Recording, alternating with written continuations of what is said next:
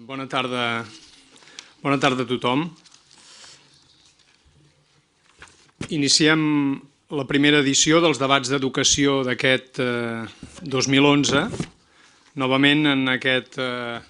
magnífic auditori del Museu d'Art Contemporani de Barcelona, que ja és l'escenari habitual dels debats d'educació. En aquest sentit hem de donar les gràcies ja per començar al MACBA per la seva col·laboració en aquesta iniciativa i per les facilitats que ens dona sempre a l'hora de portar a terme aquests debats i també d'enregistrar-los amb una bona qualitat. Debats d'educació, com probablement la majoria de vosaltres sabeu, és una iniciativa de la Fundació Jaume Bofill i dels Estudis de Psicologia i Ciències de l'Educació de la Universitat Oberta de Catalunya. Aquesta iniciativa es va posar en marxa l'any 2003. Ens trobem, doncs, ja en la 8a edició, mantenint la fita dels debats d'educació sempre en el punt de mira, aquest objectiu de contribuir a la conscienciació de la societat en general i de les institucions, dels professionals, dels líders d'opinió, en particular, sobre la necessitat de debatre el futur de l'educació com a motor de les polítiques de desenvolupament i de sostenibilitat social. Es tracta, doncs, de promoure un fòrum de discussió adreçat a la societat en general, a la comunitat educativa en el seu sentit més ample, per la sensibilització entorn de les qüestions que ha de donar resposta al nostre sistema educatiu en una societat com la nostra i en un context polític com el que estem vivint i social complex. Per aquest propòsit, aquest curs, ja hem comptat amb la intervenció del professor emèrit de la Facultat d'Educació de la Universitat de Stanford, Larry Cuban, que va ser aquí amb nosaltres el mes de novembre passat, per tractar sobre els dilemes polítics i docents de l'ús de les TIC a l'aula. Els que no hi vàreu poder assistir o els que sí que hi vau assistir però voleu recuperar la seva ponència, la trobareu en l'enregistrament a la web dels debats d'educació, així com, de fet, el de qualsevol altra de les ponències que hem anat recollint en aquest debat. Avui iniciem el primer debat, com deia, d'aquest any, mantenint un altre dels nostres compromisos, incorporar al debat mirades alternatives que puguem obtenir del context immediat, però també el contrast provinent de l'òptica internacional que, en el cas d'avui, ens arriba de la mà del professor Jean-Yves Rocher, per parlar-nos de l'evolució de les polítiques d'educació prioritària davant el repte de la igualtat. Però no seré jo qui presentarà el nostre convidat, serà l'Ismael Palacín,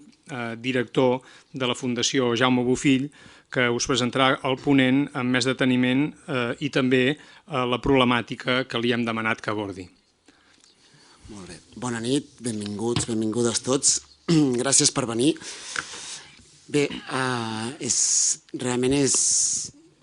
interessant el títol de la presentació que farem avui i especialment el ponent, Jean-Yves Rocher. És psicòleg, és professor de Ciències de l'Educació a la Universitat de París 8 de Saint-Denis i membre fundador del grup de recerca ESCOL, d'Educació i Escolarització. La seva carrera gira al voltant de processos de construcció, de desigualtats socials en l'accés al coneixement i la formació, les polítiques d'educació prioritàries a França i Europa, la relació dels infants d'entorns populars amb l'escola i el coneixement, les pràctiques d'ensenyament i d'aprenentatge en entorns populars o la relació entre els aspectes cognitius i subjectius de l'experiència escolar, entre d'altres. En Jean-Yves és corredactor en cap de la revista Revue Française de Pédagogie, principal revista francesa de recerca en educació, i també és director de la col·lecció Fòrum Educació i Cultura de les edicions Reds. És responsable científic de la xarxa temàtica de recerca en educació RECEIDA, recerca sobre la socialització, l'ensenyament, les desigualtats i les diferències en els aprenentatges, que agrupa una desena d'equips de recerca estrangers i francesos. Recentment ha estat un dels coordinadors de la recerca a les polítiques d'educació prioritària a Europa, que s'ha realitzat a 8 països europeus i ha estat finançada per la Comissió Europea. Li hem demanat que parli sobre l'evolució de polítiques d'educació prioritària davant del repte de la igualtat, que ens ajudi a respondre les preguntes i després esperem que entre tots puguem fer un bon debat, que seria com han evolucionat les polítiques d'educació prioritària a Europa. Serveixen les polítiques aquestes d'educació prioritària, o que també es diuen polítiques de focalització educativa per lluitar contra les desigualtats? El tema és rellevant al nostre país. Tenim més d'un 30% de fracàs i abandonament escolar, i des de fa temps ens plantegem el repte de reduir-lo significativament. No és cap secret que les desigualtats escolars i el fracàs escolar no es distribueix aleatòriament entre alumnes i famílies, sinó que es tendeix a concentrar en certs grups, en certes escoles, en certs territoris. Per tant, qualsevol política que vulgui lluitar de forma decidida per reduir aquest percentatge tan preocupant no podrà partir segurament només de la reforma de la institució escolar, de la reforma general de l'educació o de la transformació de com eduquem. Tampoc podrà partir de destinar només més recursos homogenis, sinó que haurà en alguns moments, en algunes polítiques, de focalitzar, d'apostar per identificar on hi ha potser problemàtiques específiques, on hi ha una concentració o una reproducció de fracàs més sistemàtic i de plantejar d'alguna manera unes certes polítiques, anem a dir, d'educació prioritària, que és com el professor, és el concepte que farà servir aquest professor. No són alienes a les etapes de les que ens parlarà, les diferents etapes per les que han evolucionat aquestes polítiques, no són alienes a l'experiència d'aquí a Catalunya, al revés, les identificareu fàcilment. Trobareu conceptes que aquí han sonat molt, com educació compensatòria, el concepte de necessitats educatives especials, trobarem la versió, per dir-ho així, europea del que serien els plans educatius d'entorn, dels centres o de les zones d'acció preferent o d'educació preferent. Són moltes les polítiques, les experiències al nostre país. Algunes han format part de lleis, de decrets, altres han sigut, anem a dir, marginals, han sigut iniciatives, potser, menys formalitzades, però que han requerit pressupost, que han omplert, anem a dir, el llenguatge i la dedicació dins i fora de l'escola. Podem dir en general que han estat poc avaluades i tenim poca perspectiva de fins a quin punt serveixen, de fins a quin punt, anem a dir, són insuficients. Tant de bo el que ens aporti el professor ens serveixi després per debatre i d'alguna manera il·luminar quins són els criteris, quins són els components que podem aprendre de l'evolució d'aquestes polítiques que ens orientin a les polítiques de demà i demà passat, perquè de ben segur les necessitarem. Moltes gràcies.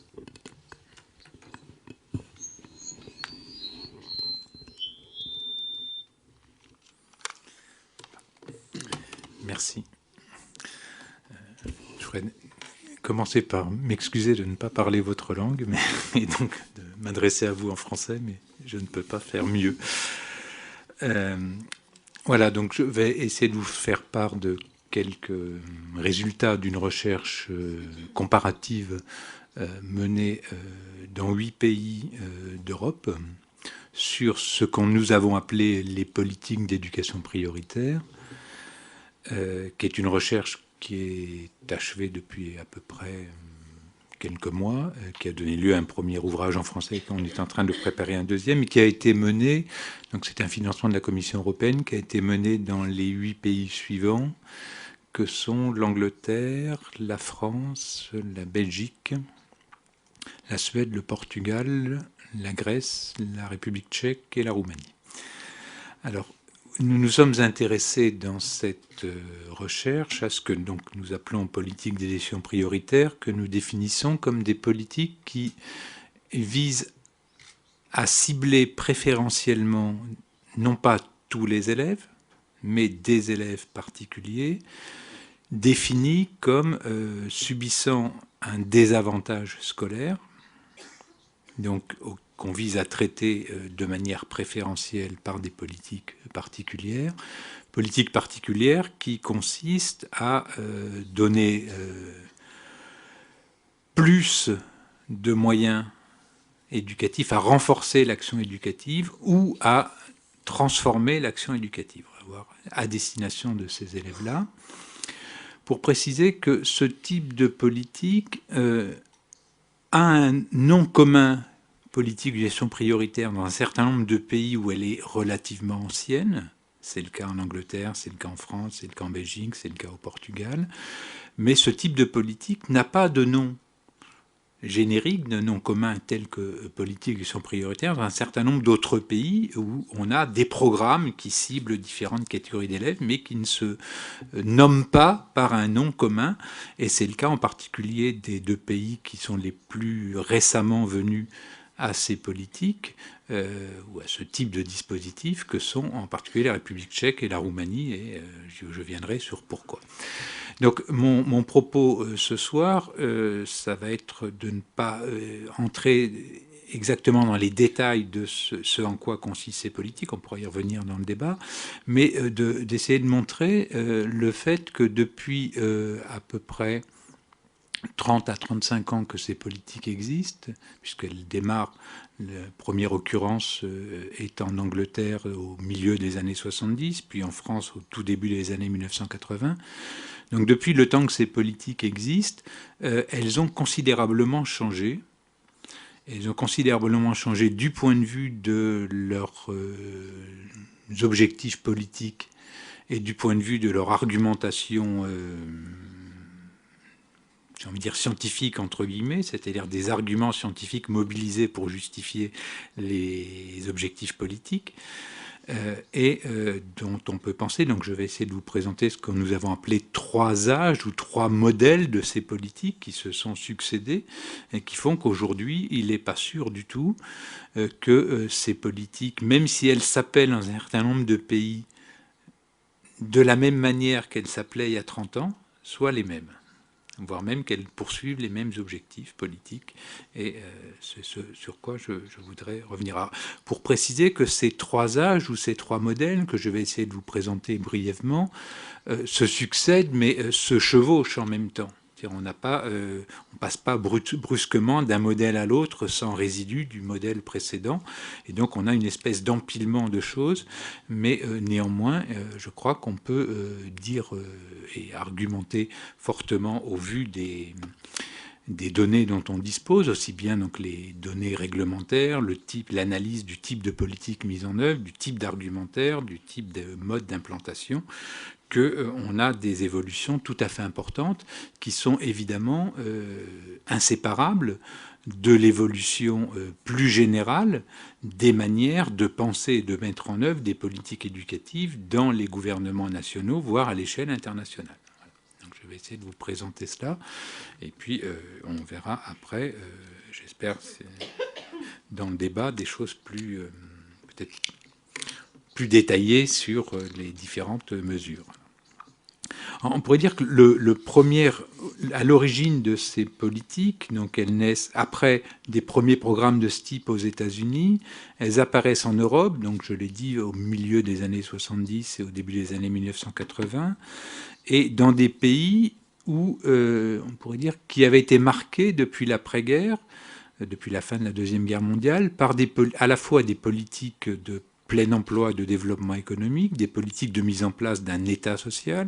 ce que nos collègues anglo-saxons appellent le welfare state, en français on dit parfois État-providence,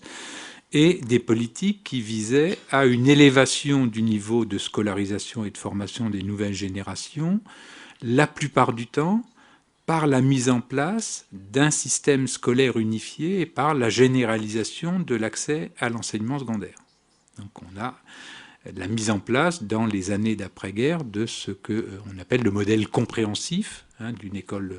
commune qui comprend non seulement les années de scolarisation de l'école primaire, mais le premier niveau de l'enseignement secondaire, avec donc le modèle de la Comprehensive School en Angleterre ou du collège unique en France.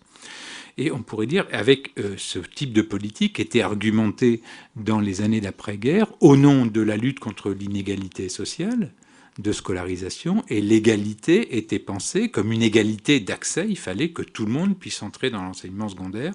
pour lutter contre les inégalités qui étaient des inégalités de scolarisation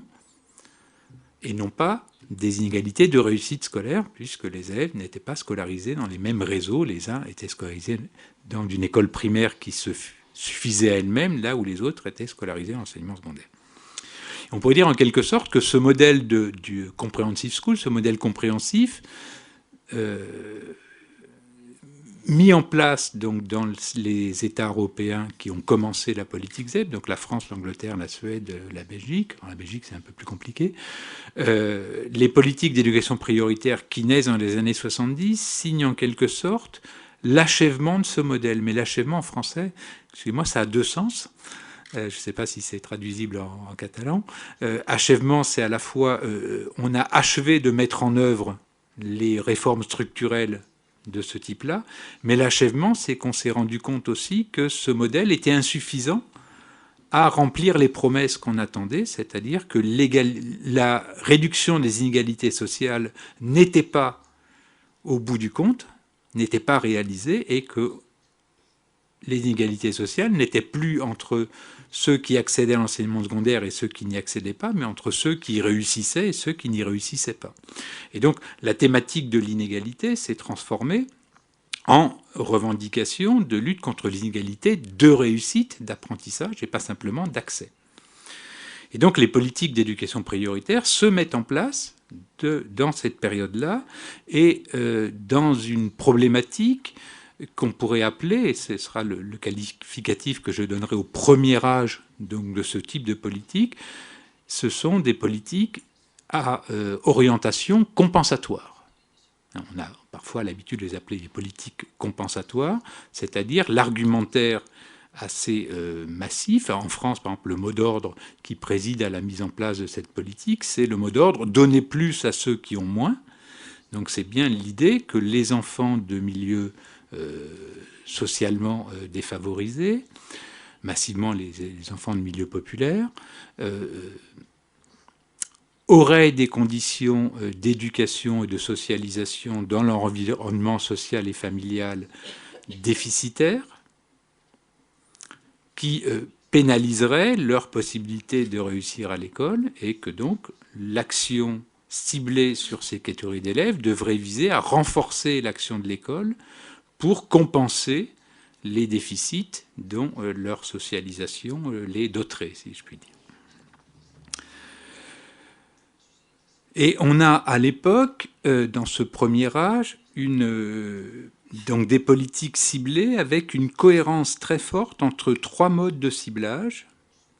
Un ciblage sur des catégories de population, donc ceux qui sont les plus victimes de l'inégalité ou de l'échec scolaire, qui sont donc massivement, alors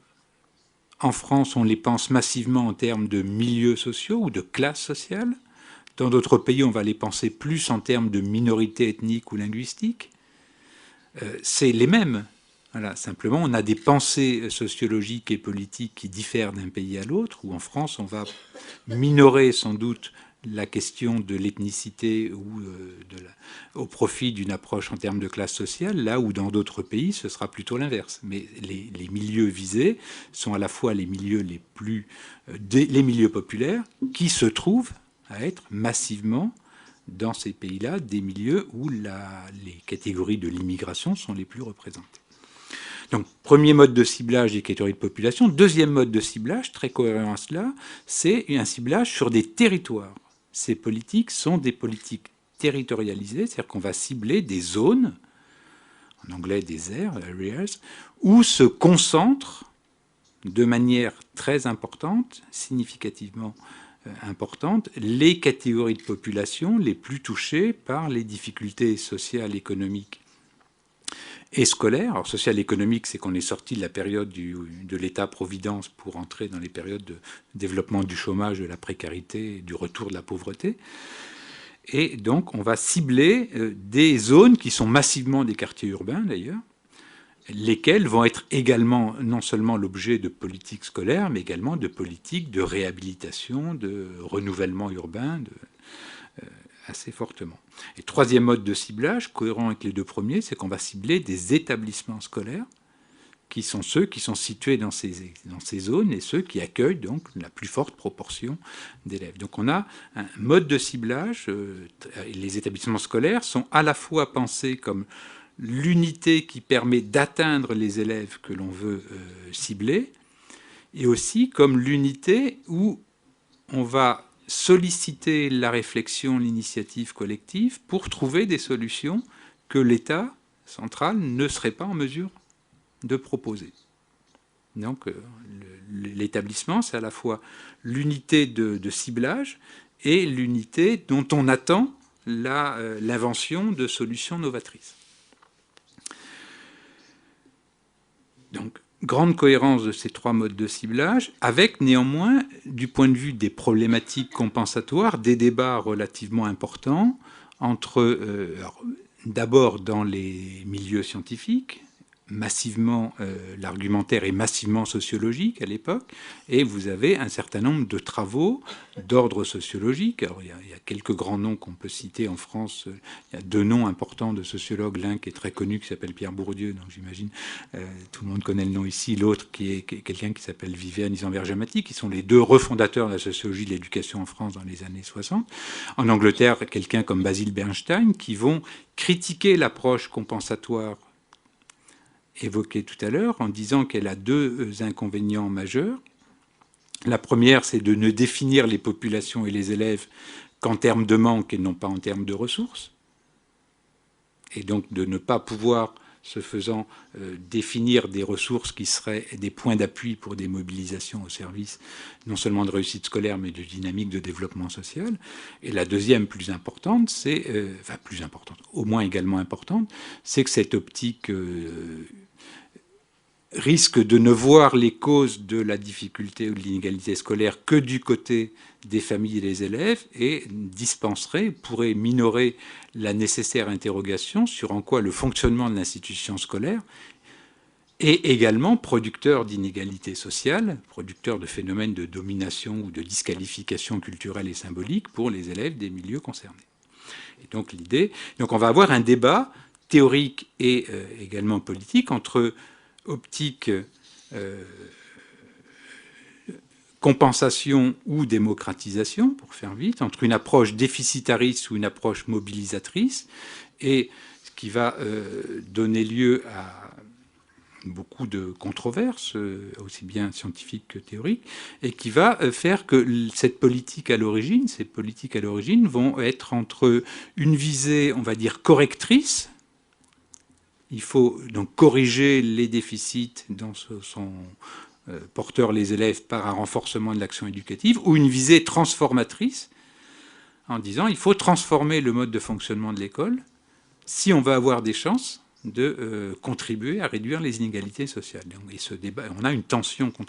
tout à fait importante là, et avec beaucoup d'espoir en France. Par exemple, cette politique se met en place en 1981, alors qu'un gouvernement de gauche revient aux affaires pour la première fois depuis 1958, et avec donc de grands espoirs, et des collègues de l'Institut national de recherche pédagogique à l'époque voulaient voir dans les ZEP ce qu'ils appelaient un laboratoire du changement social en éducation. Les ZEP, c'était les zones d'éducation prioritaire. Un laboratoire du changement social en éducation, c'est-à-dire l'idée, c'était ce qu'on va inventer dans les ZEP, c'est pas simplement quelque chose qui serait pertinent pour améliorer la situation scolaire des élèves de ces zones, mais on va inventer des solutions qui vont nous permettre de démocratiser l'ensemble du fonctionnement, enfin le fonctionnement de l'ensemble du système éducatif. Donc l'idée était, les ZEP, ces politiques peuvent être une ressource pour transformer le système éducatif pour tous. Pas simplement. Voilà. Ce premier âge, donc avec ce débat entre optique compensatoire ou optique transformatrice, se met en place alors qu'on est dans des modes de régulation et de définition et de mise en œuvre des politiques éducatives qu'on pourrait appeler, je reprends l'expression d'un collègue belge qui s'appelle Christian Marois, comme relevant d'un modèle bureaucratico-professionnel. Alors, qu'est-ce qu'il entend par là? Donc là, je quitte les domaines des politiques prioritaires pour m'intéresser à l'ensemble des politiques éducatives. ce que Christian Marois appelle le modèle bureaucratico-professionnel de conception et de mise en œuvre des politiques éducatives. C'est un modèle, alors bureaucratique c'est au sens de Max Weber, c'est pas au sens péjoratif, c'est l'idée qu'on a des autorités politiques, la plupart du temps l'État national, ça peut varier selon les pays, qui définit des normes communes et a priori pour tous les élèves, qui sont censées être une garantie de traitement égalitaire et équitable pour tous les élèves. Alors en France, on a des programmes communs, des modes de recrutement des enseignants et d'assignation des enseignants à des postes régis par l'État, réglementés par l'État. On a des horaires communs, on a toute une série de choses comme ça. Donc des normes a priori. Donc l'État est prescripteur de normes, mais ce modèle de prescription de normes a priori s'accompagne d'une très large autonomie professionnelle des enseignants et de leurs organisations collectives, professionnelles, qui sont chargées de mettre en œuvre, de mettre en musique, j'ai envie de dire, mettre en œuvre les normes a priori. Et on a peu de contrôle sur les pratiques enseignantes.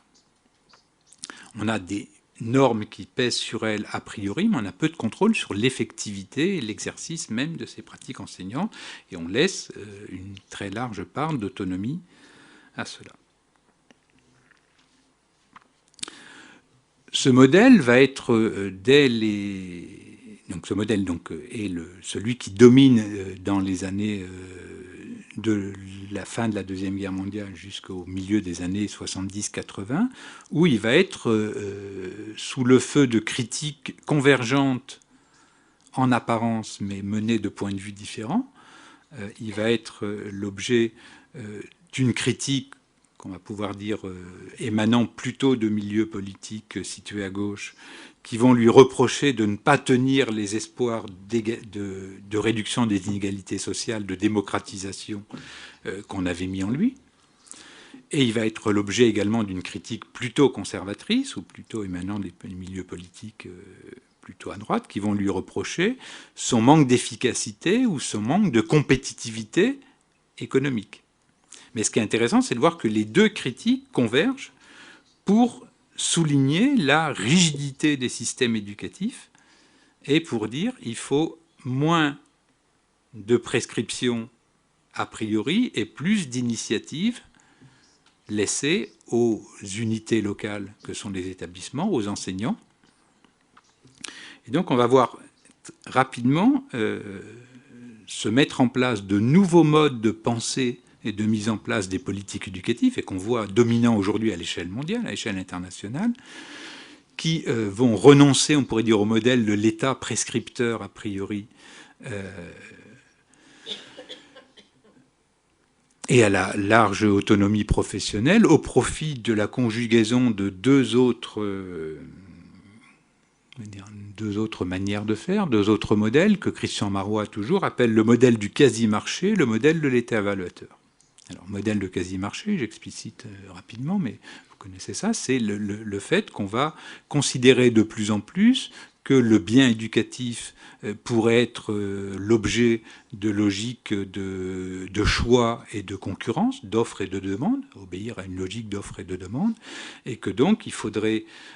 donner plus de liberté aux familles de choisir l'établissement et le type de parcours scolaire qu'elles souhaitent pour leurs enfants, et par ailleurs donner plus d'autonomie, plus de liberté et de marge de manœuvre aux établissements pour offrir, diversifier une offre de formation qui répondrait aux demandes des familles. Donc on a une double logique de mise en semi-concurrence des établissements et d'accroissement de la marge de choix des familles comme pensée sur le modèle du consommateur, avec l'idée que la qualité émergera de la mise en concurrence sur un semi-marché, donc régi par une loi de l'offre et de la demande, mais avec néanmoins quand même de l'obligation. Donc c'est un petit peu compliqué, c'est pour ça que ce n'est pas vraiment un marché. Mais au lieu que la qualité soit censée être garantie par la prescription de normes a priori, la qualité est censée émerger donc de la loi de l'offre et de la demande, les meilleurs établissements survivants, là où les plus mauvais n'auraient plus d'élèves, et donc disparaîtraient d'eux-mêmes, même si parfois les États ou les autorités politiques les aident en disant on va vous fermer si vous n'avez pas de bons résultats, etc. Sauf que ce modèle de quasi-marché, pour qu'il puisse être instrumenté, il faut qu'il dispose d'outils. Et l'outil, ça va plus être des normes a priori, mais ça va être des évaluations, des outils de mesure, de résultats. Il faut mesurer, évaluer le produit éducatif qui est l'objet de l'offre et de la demande, d'où la montée très très importante et très rapide dans la plupart des pays concernés, mais à l'échelle internationale, de cette thématique de l'évaluation, des enquêtes nationales et internationales d'évaluation. L'enquête PISA en est un exemple tout à fait intéressant, qui vont être censées mesurer la qualité du produit éducatif, puisqu'on peut les décliner. Et elles se déclinent les unes et les autres à l'échelle on peut classer les pays, on peut classer les établissements, on peut classer les unités géographico-politiques, les académies ou les départements en France, pour dire voilà, tel établissement est plus performant que l'autre, et on voit se publier officiellement dans les organes officiels ou dans les organes moins officiels, des barèmes, des palmarès, des listes d'établissements, les unes plus ou moins sérieuses. Et on voit par exemple en France le service statistique du ministère répondre à la publication par la presse de classements d'établissements pas très sérieux, mal calculés, par un classement d'établissements plus sérieux, mais qui répond au même principe. Donc le service public répond au même principe que l'offre marchande, avec simplement des outils plus sérieux d'évaluation et de classement. Et donc, ce qui est tout à fait intéressant là, et j'y reviendrai, c'est que ces évaluations et les résultats ne sont plus seulement des outils de connaissance, mais deviennent au service des autorités politiques des outils de transformation. C'est-à-dire des outils qui vont peser sur l'invitation, quand je dis l'invitation, c'est parfois une invitation tout à fait contraignante, au système éducatif, aux établissements, voire aux pratiques enseignantes, d'avoir à se transformer pour pouvoir rendre des comptes en termes de résultats et de résultats satisfaisants. Donc on voit bien qu'on n'a plus un État prescripteur de normes, mais un État qui laisse la qualité émerger de la loi de l'offre et de la demande, et puis on n'a plus en revanche une délégation à l'autonomie professionnelle des enseignants, mais les enseignants et tous les agents scolaires sont de plus en plus soumis à une injonction de reddition de comptes, accountability, disent nos collègues anglo-saxons, et une injonction d'avoir à promouvoir et à mettre en œuvre ce qu'on va appeler les bonnes pratiques, sans nécessairement être tout à fait solide sur le jugement de bonnes pratiques, et de faire diminuer les mauvaises pratiques. C'est ce que nos collègues anglo-saxons appellent les logiques de blaming and shaming, c'est-à-dire il faut blâmer, faire la honte aux mauvaises pratiques pour pouvoir promouvoir les bonnes pratiques. Et ça se joue en termes de gouvernance des systèmes éducatifs. L'enquête PISA est tout à fait prégnante en termes de gouvernance des établissements comme en termes de pratiques professionnelles. Donc là, on a le paysage générique qui s'est transformé. Donc je suis allé très vite et un peu de manière schématique, mais comme je n'ai pas beaucoup de temps, je ne peux pas faire mieux. Si je reviens aux politiques d'éducation prioritaire, on va voir comment les politiques d'éducation prioritaire vont à la fois subir l'influence de cela, mais elles vont contribuer aussi à cela. C'est-à-dire, elles ne sont pas simplement, elles s'inscrivent bien évidemment dans les évolutions politiques générales, mais dans les deux sens. C'est-à-dire, elles en subissent les effets, mais parfois elles contribuent aussi à ces politiques-là. Et donc, dans le deuxième âge des politiques d'éducation prioritaire, ce qu'on va voir très très vite, et ça va être lié à cette montée en puissance de l'État évaluateur, régulateur du marché ou du quasi-marché, c'est qu'on va voir monter en puissance très très rapidement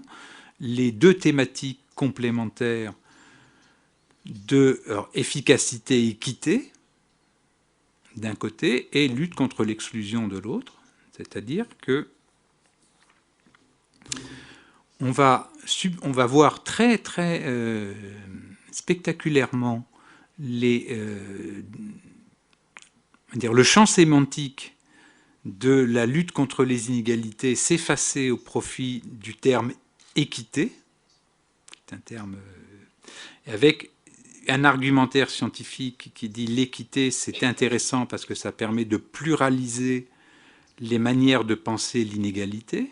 et on peut penser de manière plus complexe qu'on ne le faisait avant, lutter contre les inégalités d'accès, que j'évoquais tout à l'heure, contre les inégalités de traitement. Est-ce qu'il suffit que tout le monde ait accès au même type d'établissement pour que le traitement pédagogique qu'on leur réserve soit équivalent? Et par exemple, est-ce qu'ils ont le même type d'enseignants? Est-ce que les enseignants sont également formés, également disposés? Et on sait par exemple qu'en France, les établissements les plus difficiles sont les établissements où sont massivement affectés les enseignants les moins expérimentés, parce que les plus expérimentés les fuient. Donc égalité de traitement, égalité de résultats. Est-ce que les élèves apprennent effectivement ou pas de manière moins inégalitaire, ou obtiennent des diplômes de manière moins inégalitaire? Et puis égalité de réalisation, c'est-à-dire est-ce que le capital scolaire acquis dans un parcours scolaire peut donner lieu aux mêmes possibilités de réalisation dans l'univers socio-économique une fois quitté l'école. Donc on a un argumentaire qui est tout à fait intéressant pour justifier l'équité, mais ce qu'on constate au niveau scientifique, ces choses-là sont portées entre autres par des collègues qui ont fondé un groupe de recherche autour, avec Marc Demeuse, et je crois qu'il y a un collègue ici qui participe à cela. Donc c'est tout à fait intéressant, mais sur le plan politique, cette question de l'équité va massivement se décliner autour de la thématique du minimum. Et on va le voir à l'échelle européenne comme à l'échelle de beaucoup de pays, à l'échelle nationale de beaucoup de pays, où l'équité va être conçue essentiellement comme comment viser à garantir à tous les élèves l'acquisition d'un socle de compétences supposées de base qui serait le niveau de compétences scolaires ou intellectuelles minimum pour ne pas être victime de l'exclusion sociale. Préoccupation tout à fait importante, de se préoccuper du sort des vaincus de la compétition scolaire, pour reprendre une expression de François Dubé, qui m'a précédé ici, mais qui n'est pas pour autant garante de la réduction des inégalités scolaires. Parce que si les règles de la compétition scolaire ne se transforment pas, ne changent pas, vous pouvez faire en sorte que les perdants de la compétition scolaire sachent plus de choses qu'ils ne savaient avant, mais ils continuent à rester les perdants de la compétition scolaire, et les gagnants de la compétition scolaire peuvent savoir, eux aussi, beaucoup plus de choses qu'ils ne le savaient avant. Et par exemple, les données de l'enquête PISA concernant la France montrent qu'entre PISA 2000 et PISA 2009, que là on a des éléments de comparaison, parce que les enquêtes portent sur des choses plus comparables que les enquêtes précédentes, montrent qu'entre 2000 et 2009, en France, on a accru la part de l'élite scolaire, c'est-à-dire des élèves qui sont les plus performants dans les 20% les plus performants de PISA, et on a également accru la part d'élèves les moins performants. Donc, cette thématique de l'équité se décline aujourd'hui quasi exclusivement autour de la question des compétences minimum et autour de la thématique de l'exclusion sociale. Et les politiques scolaires de type éducation prioritaire vont très massivement se déporter, on va dire, d'un ciblage sur des questions d'apprentissage et de renforcement de moyens pédagogiques vers un ciblage de traitement des phénomènes scolaires ou parascolaires liés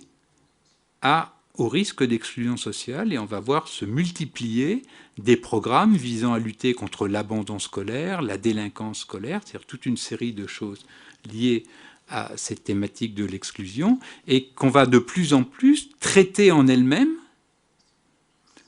sans nécessairement prendre en considération le rapport qu'elles peuvent avoir avec la question de l'inégalité scolaire et du sort des perdants de la compétition scolaire. En quelque sorte, on va les traiter comme étant la maladie, alors qu'on peut penser qu'ils sont plutôt le symptôme d'une maladie qui relève de processus sociaux et scolaires, de production d'inégalité, de production de marginalisation, de production de sentiments de ségrégation. Et ce glissement est tout à fait important et va donner lieu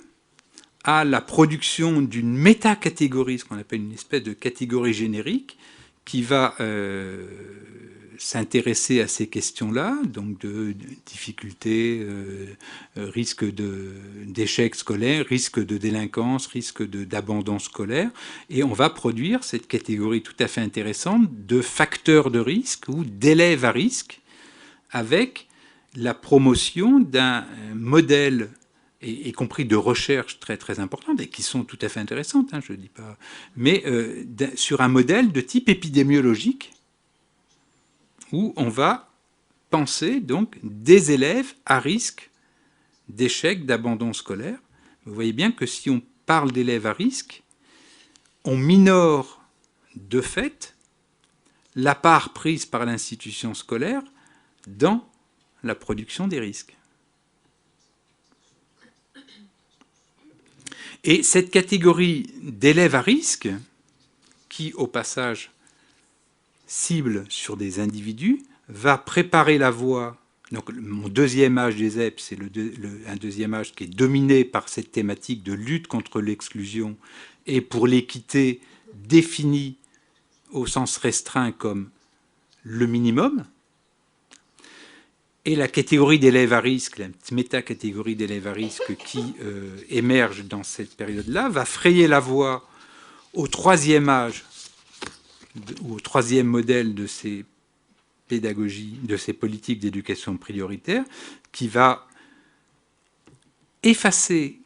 quasiment totalement la référence au territoire pour ne plus se référer qu'à des individus. Et qui va être catégorisé, pardon, excusez-moi, je bafouille, ce troisième âge des ZEP, on peut le nommer, je l'ai nommé, je vais essayer d'expliquer pourquoi, un modèle non plus de lutte contre l'inégalité et de compensation, non plus même de lutte contre l'exclusion, mais ce que j'appellerais de maximisation des chances de réussite de chaque individu, c'est-à-dire un modèle d'égalité des chances au sens très individuel du terme, et je vais y revenir. Alors, à quoi on voit ça dans nos données, dans nos recherches? Ce qu'on observe, c'est dans la plupart des pays où ce type de politique était déjà ancien, donc on a vu se déplacer la focale des questions d'apprentissage vers les questions, on va dire, de lutte contre l'abandon, contre la violence, etc., le climat scolaire et toutes ces choses. On va le voir ensuite se multiplier, se fragmenter des programmes, des modes de ciblage. Et on a aujourd'hui, de manière très très impressionnante en Angleterre, mais on voit la même chose en République tchèque, et c'est tout à fait intéressant, il est de plus en plus difficile de parler de politique d'éducation prioritaire au singulier, parce qu'on va voir se multiplier des programmes de plus en plus nombreux, ciblant une petite partie de la population, alors les enfants roms, les enfants originaires de telle autre minorité ethnique ou linguistique, les garçons ou les filles, les élèves handicapés, les élèves issus de parents réfugiés politiques ou réfugiés, les élèves doués et talentueux, Gifted Talented Pupils, je vais revenir. Donc on a une multiplication de catégories d'élèves ciblés qui fait passer en arrière-plan la composante sociologique qui était dominante dans le premier âge des ZEP. Et surtout, ce qui est tout à fait intéressant, c'est de voir que de plus en plus dans les politiques ciblées s'affirme, aussi bien au niveau national qu'au niveau européen, cette catégorie de Gifted and Talented Pupils, les élèves doués et talentueux. C'est-à-dire une catégorie qui n'est plus définie par un désavantage, réel ou supposé, mais au contraire par un avantage que les systèmes qui est un avantage la plupart du temps pensé sur le modèle individualisant, voire essentialisant, c'est-à-dire comme étant des caractéristiques quasi naturelles des individus. Je passe pour la discussion sur le sérieux de cette hypothèse, qui pour moi n'est pas très grand, mais c'est autre chose. Mais ce qui est intéressant, c'est de voir qu'on a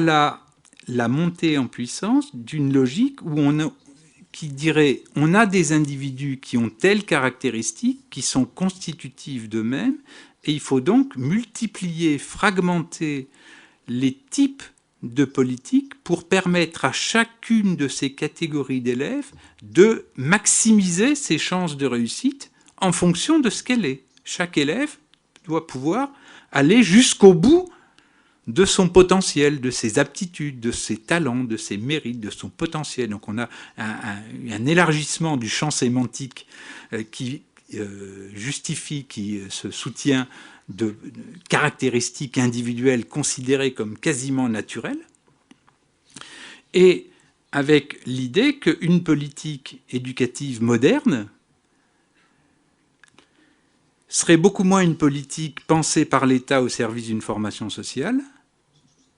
politique de service public, mais serait une politique ou une fragmentation de politique au service de catégories d'élèves, voire d'élèves particuliers, considérés les uns indépendamment des autres et considérés dans leur nature. Et on a l'émergence d'une deuxième métacatégorie très intéressante, sur laquelle il y aurait d'ailleurs à débattre, qui est la catégorie d'élèves à besoins éducatifs spécifiques. Mais avec une tendance très très grande à penser les besoins comme constitutifs des individus et à peu interroger quels sont les processus sociaux et scolaires constitutifs qui donnent forme et qui donnent contenu aux besoins des élèves et qui donc sont éventuellement susceptibles de transformer les besoins, de faire advenir chez les élèves, en particulier les élèves les plus précarisés, de nouveaux besoins. Et donc on a une politique qui est de moins en moins, si on peut analyser les choses en ce terme-là, une politique de service public, et de plus en plus une politique au service des publics, et qui se marque par une très très forte individualisation des politiques éducatives, fragmentation, et qui va se conjuguer, on va dire, avec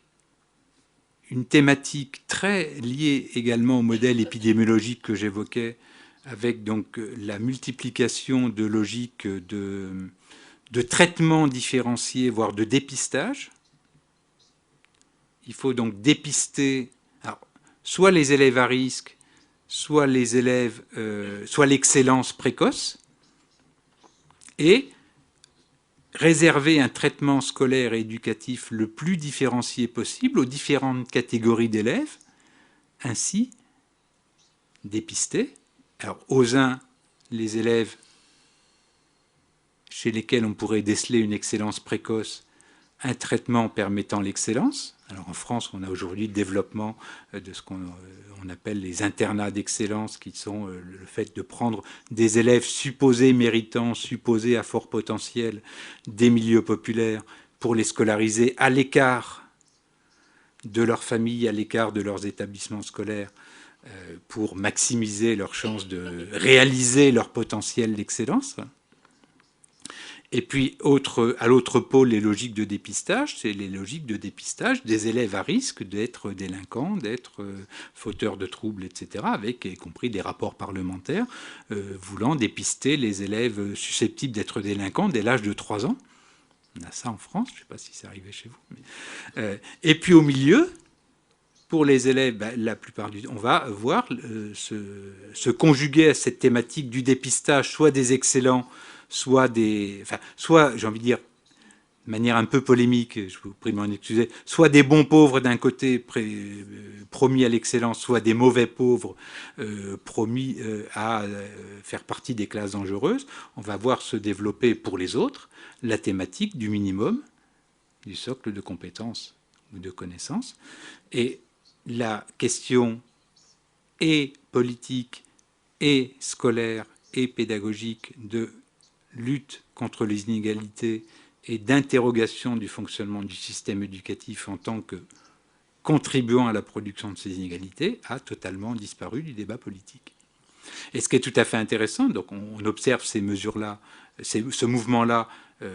dans l'ensemble des pays que l'on a étudiés, donc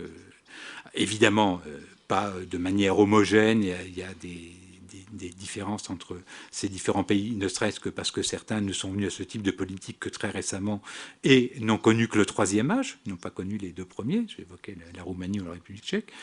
Ce qui est tout à fait intéressant, c'est que dans aucun des pays qui ont connu les trois âges, on a de débat politique explicite sur la réorientation de ces politiques. Et on continue à appeler aujourd'hui politique d'éducation prioritaire des politiques relevant du troisième âge qui n'ont pratiquement plus rien à voir avec les politiques qui s'appelaient comme ça initialement, qui relevaient du premier âge. On pourrait concevoir que des choix politiques délibérés optent pour tel ou tel modèle, mais ça ne fait jamais l'objet de débats politiques. Et en France, on a ce paradoxe que la mise en place d'une politique d'éducation prioritaire en 1981 avait des objectifs politiques clairs qui ne faisaient pas consensus, puisque le principal syndicat d'enseignants a essayé de faire...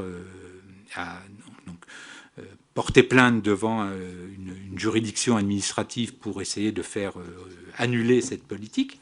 Aujourd'hui, tout le monde est d'accord pour dire qu'il faut faire de l'éducation prioritaire, mais plus personne ne sait ce que c'est. Et on peut même penser que c'est aujourd'hui tout autre chose, voire des politiques inverses de celles qu'on a appelées comme cela au début des années 80. Mais au-delà de la situation française, on a un mouvement d'ensemble qui, évidemment, est lié aux politiques, au changement des modes de pilotage des politiques éducatives générales, mais qui a contribué également, puisque une partie des manières dont on a pensé l'action dans les EB, dont on a catégorisé les élèves, etc., a contribué au mouvement d'ensemble que j'ai essayé d'évoquer. Voilà, je vais peut-être m'arrêter là pour qu'on ait du temps